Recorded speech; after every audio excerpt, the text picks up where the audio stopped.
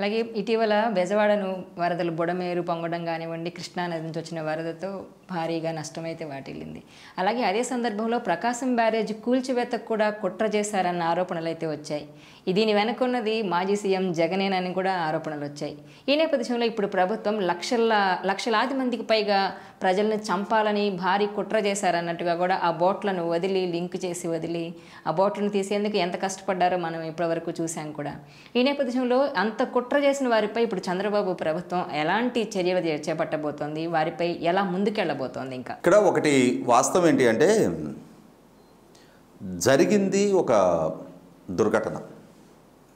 అంటే 4 బోట్లు దాదాపుగా 100 టన్నుల పైగా ఉన్న బరువుతోటి ఒకదానికొకటి టై చేసి వాటిని ఆ వరద సమయంలో అజాగ్రత్తగా వాటిని హ్యాండిల్ చేశారా, లేదు కుట్రకోణంతో ప్రకాశం బ్యారేజీని బద్దలు కొట్టడం కోసమే వాటిని అలా నదిలో విడిచిపెట్టారా అనేది విచారణలో నిర్ధారణ కావాల్సిన అవసరం ఉంది.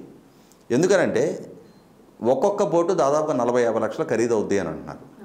అంత ఖరీదైన బోట్లు, తమకు సంబంధించిన బోట్లు ఇవాళ వరదకి ప్రకాశం బ్యారేజ్ దగ్గరకు చేరుకుంటే తమ జీవనోపాధి, అటువంటి తమ ఆస్తి అది ప్రమాదవశాత్తు కనుక నిజంగానే వాళ్ళు వరద వల్ల మాత్రమే కనుక ఆ నష్టానికి గురై ఉంటే యజమానులు స్పందించి ఉండాల్సింది. మా బోట్లేనండి పొరపాటున వచ్చాయి ఇక్కడికి, మావి అవి, మేము కూడా మీకు సహకరిస్తాము, మా బోట్లు మళ్ళీ మాకు హ్యాండ్ ఓవర్ చేయండి, మా జీవనోపాధి అవి, దాని మీద ఆధారపడి ఇన్ని కుటుంబాలు బతుకుతూ ఉన్నాము అని చెప్పని ప్రభుత్వం దగ్గర వాళ్ళే అప్రోచ్ అయ్యి ఉండాల్సింది, ప్రభుత్వాన్ని వాళ్ళే అప్రోచ్ అయ్యి ఉండాల్సింది. కానీ ఇక్కడ జరిగింది ఏంటి, ఒక్కరు కూడా అవి మా బోట్లను క్లెయిమ్ చేసుకోవడానికి ముందుకు రాలా.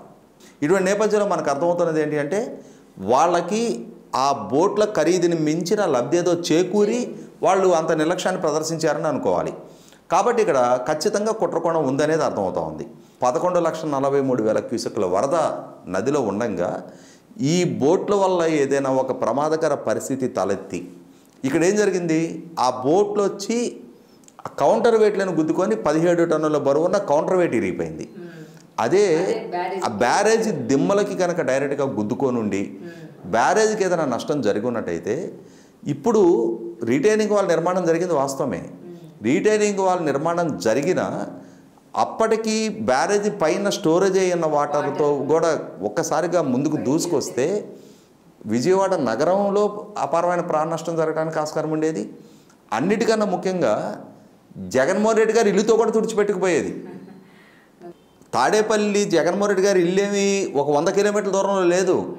అటువంటి పరిస్థితే కానీ తలెత్తితే జగన్మోహన్ రెడ్డి గారి ఇల్లుతో కూడా ఇబ్బందికర పరిస్థితులు ఎదురయ్యి ఉండేవి. ఇక్కడ మీరు గమనించుకుంటే తెలుగుదేశం పార్టీ కేంద్ర కార్యాలయం పక్కన మంజిరా టవర్స్ అని ఉంటుంది. ఆ కేంద్ర కార్యాలయం పక్క నుంచి ఒక నాలా వెళ్తుంది, ఒక వాగు. ఆ వాగులో వచ్చిన వరదకి ఈ మంజిరా టవర్స్ సెకండ్ సెల్లార్లో వాటర్ సీపేజ్ వచ్చింది. అక్కడ పవర్ షార్ట్ సర్క్యూట్ అయ్యి లిఫ్ట్లు ఇవన్నీ కూడా కాలిపోయినాయి. అట్లాంటి పరిస్థితుల్లో అంత వరద వచ్చినప్పుడు జగన్మోహన్ రెడ్డి గారి ఇల్లు కూడా సెక్యూర్డ్ కాదు.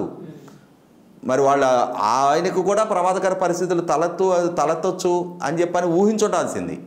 ఇదేదో ఒక ఉత్పాతం జరుగుద్ది, ఈ ప్రాజెక్టు ఈ బ్యారేజ్ బ్రీచ్ అవుద్ది, దానివల్ల అపారమైన ప్రాణ నష్టం, ఆస్తి నష్టం జరుగుద్ది, దాని ద్వారా ప్రభుత్వాన్ని బ్లేమ్ చేయొచ్చు అని చెప్పనే దురుద్దేశంతో కనుక అది చేసుంటే ఖచ్చితంగా దేశానికి వ్యతిరేకంగా, ప్రజలకు వ్యతిరేకంగా ఉగ్రవాదాలు పల్లిన కుట్రల కింద దాన్ని పరిగణించాలి, ఉగ్రవాద చర్యలుగానే దాన్ని పరిగణించాలి. ఆ స్థాయి కేసులు వాళ్ళ మీద నమోదు చేయాలి.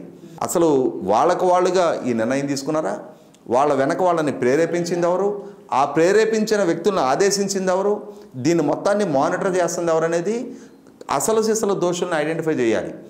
ఒక పెను ప్రమాదం తప్పిందని కానీ మనం భావించాలి. 40 లంక గ్రామాలు ఉన్నాయి తోటవల్లూరు మండలంలో కానీ, ఆ దిగువన కొల్లిపర కొల్లూరు మండలాల్లో ఎన్నో లంక గ్రామాలు ఉన్నాయి. నాగాయలంక మండలం వరకు ఎన్నో గ్రామాలు ఉన్నాయి, తుడిచిపెట్టుకుపోయాయి. వేల మందో లక్షల మందో ప్రాణాలు ప్రమాదంలో పడాయి. దీనికి తోడు చంద్రబాబు నాయుడు గారు ముఖ్యమంత్రిగా వారు ప్రెస్ మీట్లో చెప్పింది ఏంటి, ప్రకాశం బ్యారేజ్ దిగువన గుంటూరు జిల్లా వైపు కరకట్టకి గండ్లు కొట్టాలని చెప్పని కుట్ర చేస్తున్నట్టుగా సమాచారం అంది, మేము పోలీసులతో కావలి పెట్టామన్నారు. అంటే ఈ బ్యారేజీని బ్రీచ్ చేసి ఆ వచ్చిన వరదకి కరకట్ట కనుక గండ్లు పెడితే తెనాలి వరకు కొట్టుకుపోవటానికి ఆస్కారం ఉంటుంది. అసలు మామూలు కుట్రగా అంటే అంత కుట్రకోణం దాంట్లో దాగున్నదే కనుక వాస్తవం అయితే ఖచ్చితంగా నేను ఇందాక చెప్పినట్టుగానే తీవ్రవాద సెక్షన్స్ నమోదు చేయాలి. ఆ స్థాయి కుట్రకు పాల్పడ్డ వ్యక్తులు రాజకీయ ప్రయోజనాల కోసం, ఒక ప్రభుత్వాన్ని బదనాం చేయటం కోసం ప్రజల ప్రాణాలతోటి చెలగాటం ఆడే సాహసం కనుక చేశారు అని అంటే ఎంత తీవ్రమైన శిక్షలకైనా వాళ్ళని గురి చేయాల్సిన అవసరం ఉంటుంది. ఈ వీడియో మీకు నచ్చినట్లయితే please share, like and subscribe.